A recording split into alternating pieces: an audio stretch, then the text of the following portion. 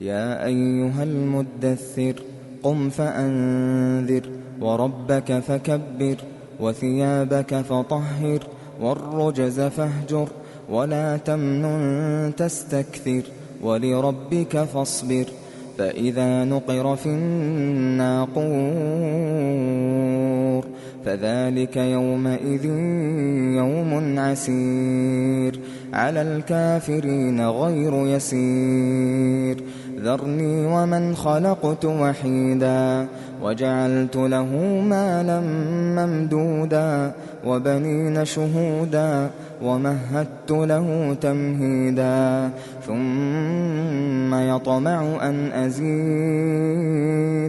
كلا إنه كان لآياتنا عنيدا سأرهقه صعودا إنه فكر وقدر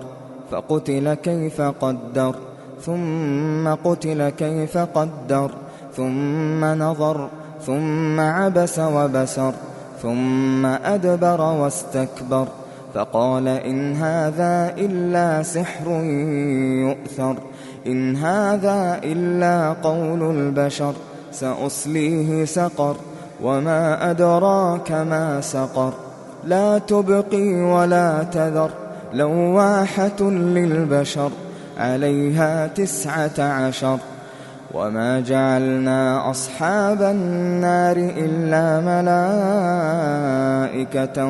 وما جعلنا عدتهم إلا فتنة للذين كفروا ليستيقن الذين أوتوا الكتاب ويزداد الذين آمنوا إيمانا ولا يرتاب الذين أوتوا الكتاب والمؤمنون وليقول الذين في قلوبهم مرض والكافرون ماذا أراد الله بهذا مثلا كذلك يضل الله من يشاء ويهدي من يشاء وما يعلم جنود ربك إلا هو وما هي إلا ذكرى للبشر كلا والقمر والليل إذ أدبر والصبح إذا أسفر إنها لإحدى الكبر نذيرا للبشر لمن شاء منكم أن يتقدم أو يتأخر كل نفس بما كسبت رهينة إلا أصحاب اليمين في جنات يتساءلون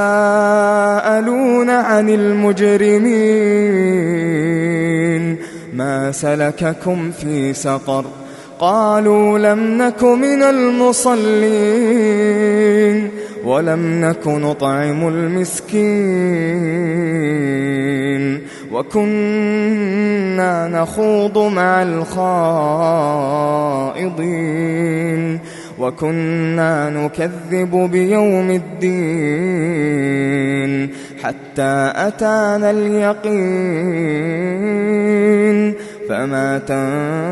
تنفعهم شفاعة الشافعين فما لهم عن التذكرة معرضين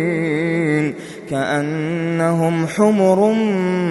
مستنفرة فرت من قسورة بل يريد كل امرئ منهم أن يؤتى صحفا منشرة كلا بل لا يخافون الآخرة كلا إنه تذكرة فمن شاء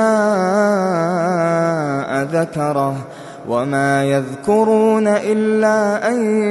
يشاء الله